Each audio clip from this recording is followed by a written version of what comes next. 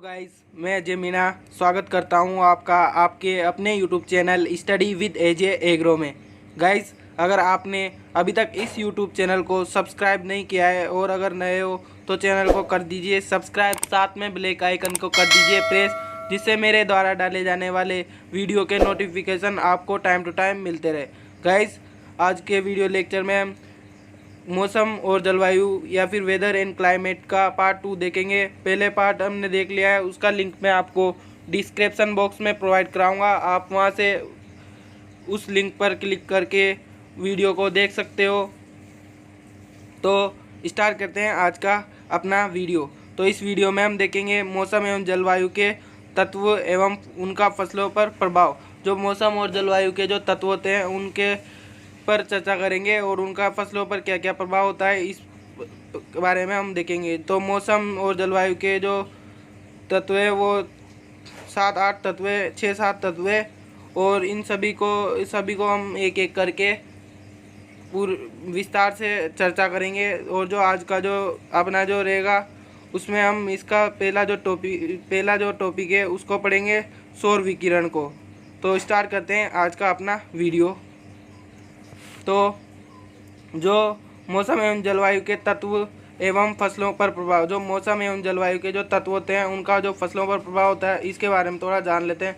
तो मौसम एवं जलवायु में जिन वायुमंडलीय परिस्थितियों के कारण परिवर्तन होता है उन्हें मौसम एवं जलवायु के तत्व कहते हैं। तो जो मौसम एवं जलवायु के तत्व, पहली बात तो ये होगी मौसम एवं जलवायु के तत्व किसे कहते हैं। तो मौसम एवं जलवायु में जिन वायुमंडलीय परिस्थितियों के कारण परिवर्तन होता है उन्हीं को क्या कहते हैं, मौसम एवं जलवायु के तत्व कहते हैं। तो मौसम एवं जलवायु के तत्व किसे कहते हैं। तो मौसम एवं जलवायु में जो मौसम और वेदर एंड क्लाइमेट है उनमें जिन वायुमंडलीय परिस्थितियों के कारण, जो वायुमंडलीय परिस्थितियां होती है, कुछ भी हलचल होती है वायुमंडल में, तो उन परिस्थितियों के कारण जो परिवर्तन आता है या जो परिवर्तन होता है उसको क्या कहते हैं, उन्हें मौसम एवं जलवायु के तत्व कहते हैं। जो निम्न है, तो ये कितने हैं, निम्न में 6-7 है। तो जो पहला है वो है सौर विकिरण। क्या है, पहला जो है वो सौर विकिरण है। और जो सौर विकिरण है इसको इंग्लिश में क्या कहते हैं यही बताऊंगा मैं आपको, साथ साथ इनको इंग्लिश में क्या कहते हैं। तो जो पहला है सौर विकिरण, इसको इंग्लिश में कहते हैं सोलर रेडिएशन। क्या कहते हैं, सोलर रेडिएशन। आप लिख सकते हो इनको नोट्स में, अगर आप बनाते हो साथ में बनाते हो या फिर मेरे PDF पढ़ते हो तो कोई बात नहीं, याद रखना। बाकी वो जो दूसरा है तापमान या फिर इसको बोलते हैं टेम्परेचर। जो तीसरा है वायुमंडलीय आर्द्रता या फिर एटमॉस्फेयर ह्यूमिडिटी। और जो चौथा है वायुमंडलीय दाब, तो इसको बोलते हैं एटमॉस्फेयर प्रेशर। और जो अगला है वायु, इसको बोलते हैं, जानते होंगे आप इसको, तो विंड या विंड्स। और जो अगला है वर्षण को क्या बोलते हैं, प्रिसिपिटेशन। इसकी जो मीनिंग होती है PRECIPITATION, तो प्रिसिपिटेशन। और अगला है जो लास्ट है जो तत्व वो होता है बादल या फिर क्लाउड्स।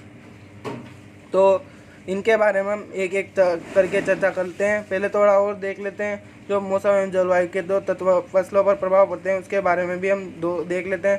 तो जो मौसम एवं जलवायु में अंतर होते हुए भी इन दोनों का जो निर्माण इन्हीं तत्वों के द्वारा होता है। मौसम एवं जलवायु दोनों में जो अंतर होते हैं, उन दोनों में अंतर होते हुए भी जो तत्व है, जो ये 7 तत्व आपने देखा या जो हमने जो तत्व देखे, जो ये तत्व है इनका निर्माण किनसे होता है, इन्हीं तत्वों के द्वारा होता है। जो मौसम एवं जलवायु में अंतर होते हुए भी इन दोनों का निर्माण इन्हीं तत्वों के द्वारा होता है। इन दोनों जो क्लाइमेट और मौसम है ना, इनका निर्माण जो होता है वो इन्हीं तत्वों के कारण होता है, दोनों के अंतर होते हुए भी। सबसे बड़ी बात है, इम्पोर्टेंट है, ये दोनों अंतर होते हुए भी जो दोनों का तत्व जो है ये मौसम और जलवायु, उनका निर्माण इन्हीं तत्वों के द्वारा होता है। अगला है, और ये जो तत्व प्रत्यक्ष या अप्रत्यक्ष रूप से पौधों की वृद्धि को भी प्रभावित करते हैं। तो क्या करते हैं, जो ये तत्व होते हैं, ये जो सभी तत्व होते हैं, ये अप्रत्यक्ष या अप्रत्यक्ष, मतलब प्रत्यक्ष और अप्रत्यक्ष, मतलब दिखाई भी देते हैं या फिर दिखाई नहीं देते लेकिन प्रभावित तो करते हैं पौधों को। तो इन पर हम क्या करेंगे, चर्चा कर देंगे। तो ये तत्व क्या करते हैं, प्रत्यक्ष और अप्रत्यक्ष रूप से पौधों की वृद्धि को क्या करते हैं, जो पौधों की ग्रोथ है उसको क्या करते हैं, प्रभावित कर देते हैं। तो जो आज हम पढ़ेंगे उसमें ये मौसम और जलवायु का के तत्व एवं फसलों पर प्रभाव पड़ेंगे। उसमें जो पहला है तो वो सौर विकिरण है, या फिर इसको इंग्लिश में कहते हैं सोलर रेडिएशन, और इस पर हम चर्चा करेंगे। अब तो देखते हैं सोलर रेडिएशन। तो सोलर रेडिएशन क्या होता है, इसके बारे में हम जानेंगे। तो सोलर रेडिएशन देखते हैं। पृथ्वी से प्राप्त होने वाली लगभग जो संपूर्ण ऊर्जा होती है वो क्या होती है, सूर्य के द्वारा ही प्रदान की जाती है। जो ऊर्जा प्राप्त होती है पृथ्वी को से द्वारा होने वाली लगभग जो संपूर्ण ऊर्जा होती है वो किसके द्वारा प्रदान की जाती है। तो जो इसका ऊर्जा का इम्पोर्टेंट जो स्रोत है वो क्या हो गया, एक सूर्य होता है। क्या होता है, सूर्य होता है। मतलब जो सूर्य है उसकी के द्वारा क्या होती है, जो संपूर्ण ऊर्जा है वो उसी के द्वारा प्राप्त होती है पृथ्वी में। तो जो सूर्य से पृथ्वी पर जो ऊर्जा प्राप्त होती है उसे आतपन या फिर क्या कहते हैं, सूर्यताप या फिर इंसोलेशन। तो जो सूर्य से पृथ्वी को जो ऊर्जा प्राप्त होती है उसे क्या कहते हैं, आतपन। क्या कहते हैं, आतपन या फिर सूर्यताप या फिर इंसोल्यूशन। क्या कहते हैं, इंसोल्यूशन। तो ये इंपॉर्टेंट है एक नंबर में आने के लिए। इंसोलेशन किसे कहते हैं, सूर्यताप किसे कहते हैं, आतपन किसे कहते हैं, एक नंबर में किसे भी पूछ सकता है। तो जो ऊर्जा प्राप्त होती है वो किसके द्वारा, तो सूर्य के द्वारा ही प्राप्त होती है। और जो सूर्य से पृथ्वी को पर जो ऊर्जा प्राप्त होती है उसको क्या कहते हैं, आतपन या फिर सूर्यताप या फिर इंसोल्यूशन।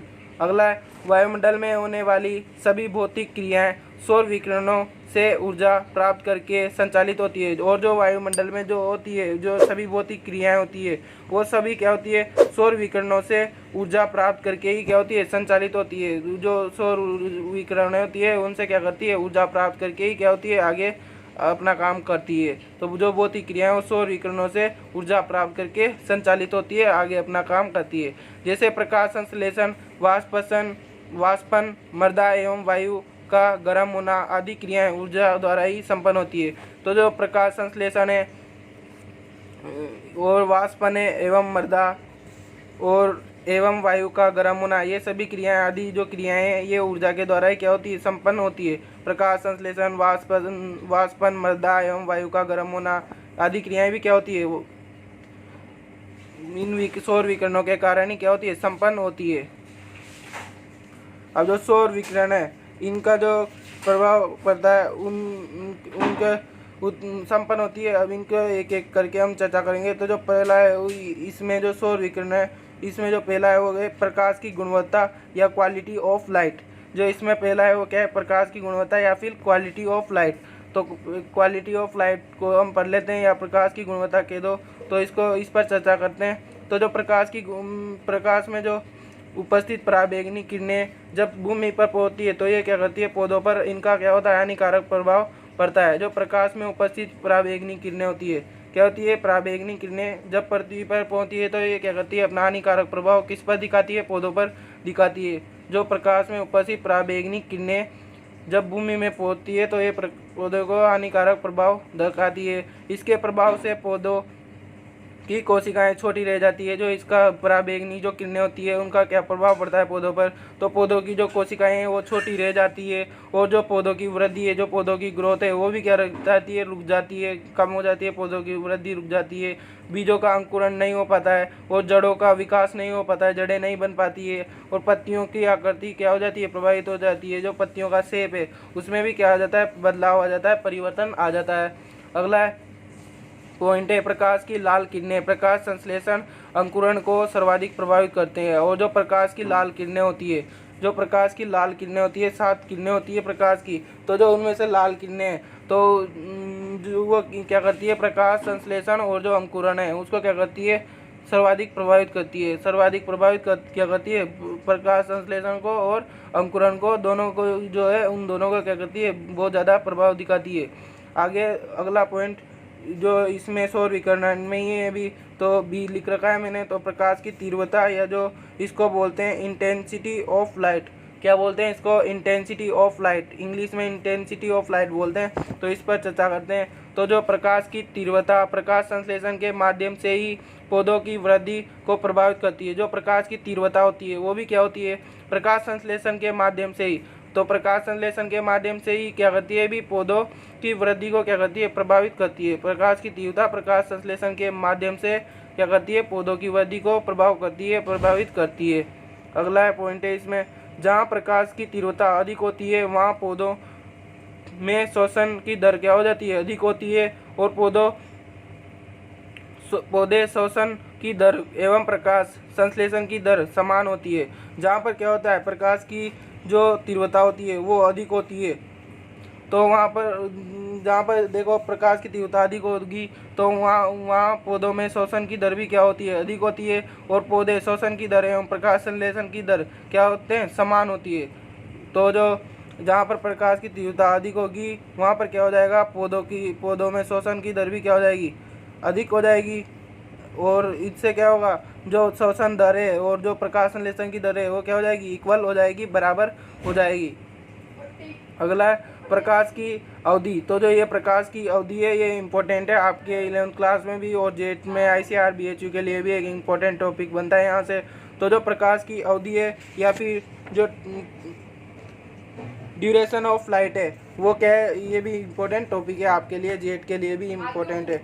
तो जो प्रकाश की अवधि है इस पर देखते हैं। तो पौधों में पुष्पन एवं फलन की क्रिया दिन की लंबाई या प्रकाश की अवधि से प्रभावित होती है। जो पौधों में पुष्पन फलन और फूल पुष्प बनते हैं उनके लिए जो दिन की लंबाई या प्रकाश की अवधि जो प्रभावित होती है वो भी क्या होती है, एक पौधों पर के लिए विशेष इफेक्ट पड़ता है इनसे भी, पौधों की लाइट से और फलन प्रकाश की अवधि से।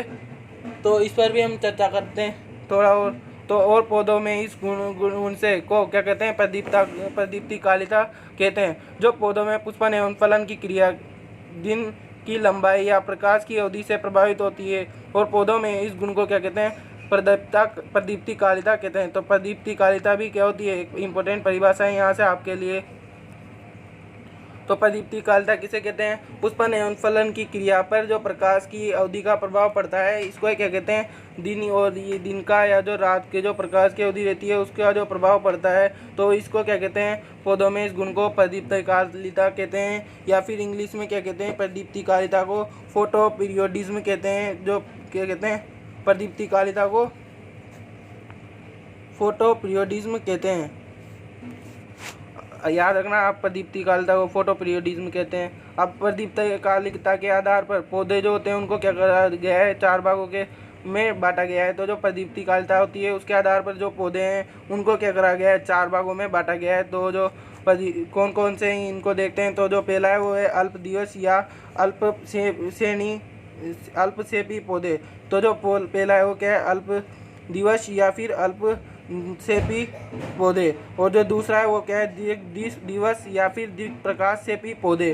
और जो तीसरा है वो क्या है, मध्यवर्ती प्रदीप्तिकालिता। और जो चौथा है वो क्या हो जाएगा, दिवस निष्प्रभावी पौधे। यहाँ पर नहीं लिखा है, नीचे आएगा। तो जो चौथा है वो क्या हो जाएगा, दिवस निष्प्रभावी।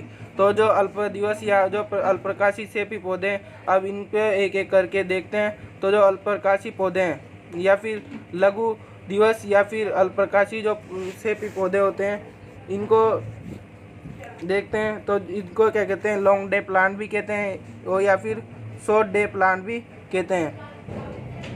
तो देखते हैं, इस पर चर्चा करते हैं। तो इन पौधों में पुष्पन की क्रिया के लिए जो दिन छोटे और वह रात लंबी की आवश्यकता होती है। जो ये पौधे होते हैं कौन से, लघु दिवस वाले पौधे। तो इन पौधों को क्या कहते हैं, जो इन पौधों में जो पुष्पन और फलन की जो क्रिया होती है इसके लिए क्या होता है, दिन छोटे और रातें लंबी की आवश्यकता होती है। दिन तो क्या होते हैं, छोटे होने चाहिए इनके लिए, और रात क्या होनी चाहिए, लंबी की आवश्यकता होनी चाहिए। मतलब क्या होता है, इन पर प्रकाश कम आवश्यकता होती है तो दिन छोटे होने चाहिए और रात लंबी की आवश्यकता होती है। लघु दिवस वे पौधे होते हैं जिनमें पुष्पन की क्रिया के समय 10 घंटे से क्या होता है, कम प्रकाश की आवश्यकता होती है। जो लघु दिवस पौधे होते हैं उनमें पुष्पन की क्रिया के लिए फल और पुष्पन फूल बनने के लिए जो समय लाइट जाती है उनको प्रकाश की जो आवश्यकता होती है वो कितने घंटे से कम की आवश्यकता होती है, तो 10 घंटे से कम क्या होती है, इनको प्रकाश की आवश्यकता होती है।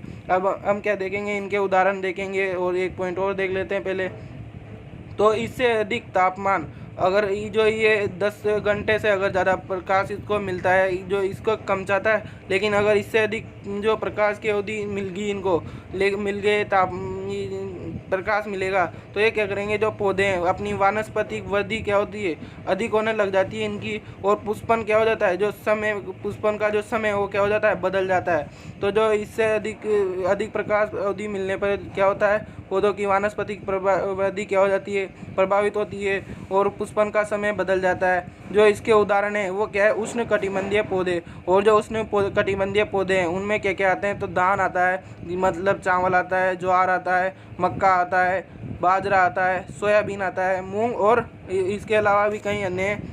तो ध्यान रखना, आप जो अल्प प्रकाश से भी या फिर शॉर्ट डे प्लांट के जो पौधे हैं वो उनके उदाहरण क्या क्या है, तो धान, ज्वार, मक्का, बाजरा, सोयाबीन, मूंग आदि। यहाँ से जेट में सीधा क्वेश्चन पूछा जाता है, 4 नंबर का क्वेश्चन आता है कि उसने अल्प प्रकाश से भी का पौधा निम्न में से उदाहरण है, ऐसे क्वेश्चन पूछ लिया जाता है यहाँ से।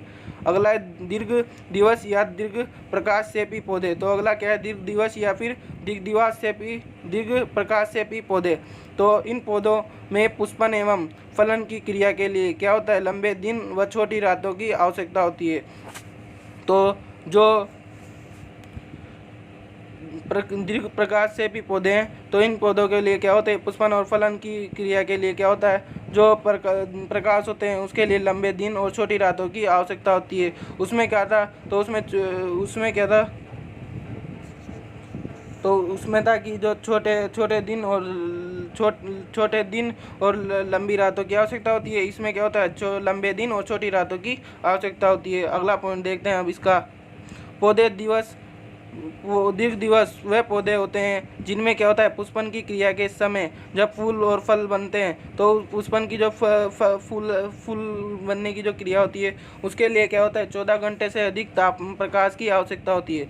दीर्घ प्रकाश से भी वह पौधे होते हैं जिनमें क्या होते हैं, पुष्पन की क्रिया के लिए समय कितने 14 घंटे की से अधिक प्रकाश की आवश्यकता होती है। तो 14 घंटे से क्या होती है, अधिक प्रकाश की आवश्यकता। उसमें जो शॉर्ट डे प्लांट है उनमें क्या होता है, 10 घंटे से कम की। और जो ये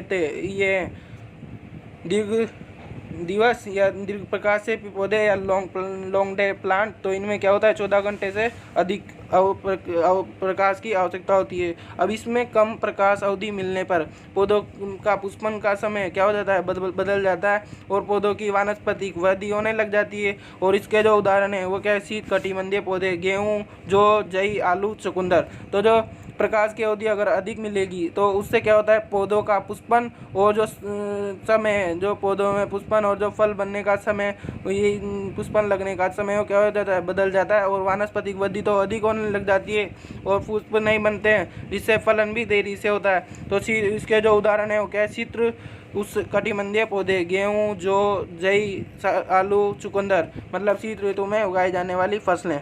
अगला है तीसरा जो पॉइंट है वो है मध्यवर्ती ये प्रदीप्ति कालिता पौधे। जो अगला है वो क्या है, मध्यवर्ती प्रदीप्त कालिता पौधे, या इसको क्या कहते हैं इंग्लिश में, इंटरमीडिएट डे प्लांट।